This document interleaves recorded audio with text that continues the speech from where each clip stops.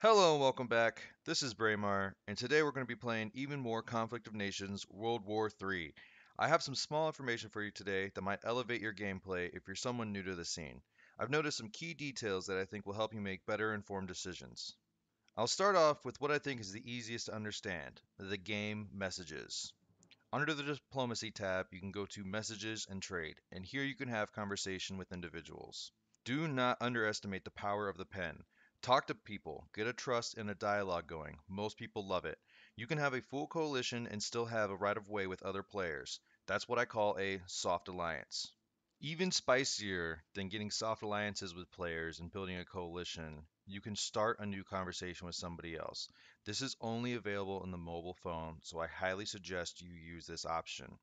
When you go to the mobile phone and you go to the Messages tab, there's a little plus sign on the right-hand side. This is a Start a New Conversation button. Here, you can just click a player, but on the mobile device, it'll give you information on the right-hand side. Click that plus button and scroll through the many different players. Around day 10, most of these players are inactive, so don't get mad if they don't message you. But more importantly, this information will tell you how long they've been active or if they've been inactive. It'll actually tell you the last day that they were active. And this is highly important information because this is going to tell you whether or not you're going to attack Rambo, if you're going to attack an AI, or you're just going to attack a lazy player. This is highly important information that's only available on the mobile game. It makes it worthwhile to do both, to get the high level of control of organizing and doing your troops here, and also the secret information that the mobile device hides. Next, I want to talk to you about a little city management. Everyone here has taken a city, right? No? Joe, you in the back? Yes, this is 202. We take cities. Most of us have annexed a city before, right?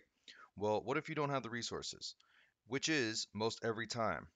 How is this city, other than its strategic position, going to help you win?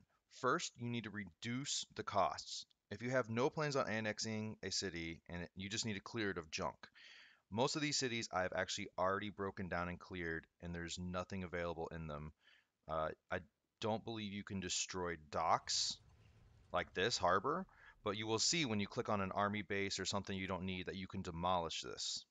Demolish unneeded buildings that just cost you upkeep and get a little bit of resources on the back end. Oh my god, it's amazing.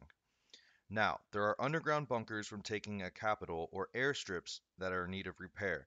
These are good buildings to keep if you need them. If you have 5 airports in the area, then you don't need an airport.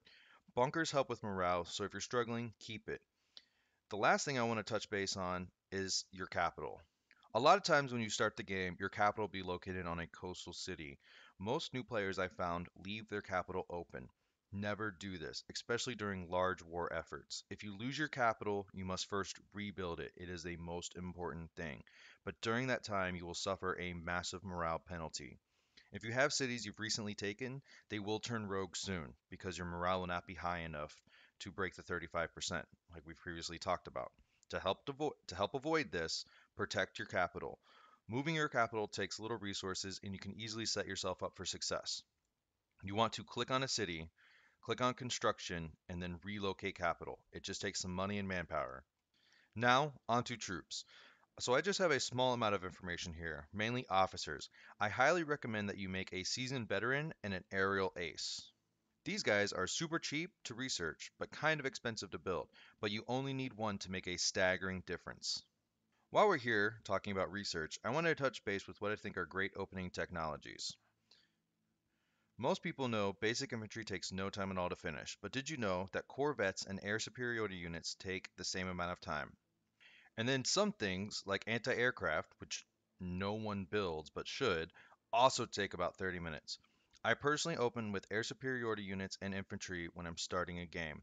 And after that, you're going to be running out of rare research materials quick. So grab yourself, depending on your situation, Corvette for naval defenses and offenses, or seasoned veterans to help buff your ground assaults, which are going to be necessary because your infantry are not great on assaults. This is why I personally build airborne, but you need a level 2 airbase for that. Well, I hope that small amount of information will help you out. That'll do it for today. If you have any questions or suggestions, leave them in the comments below. Thank you and have a great day.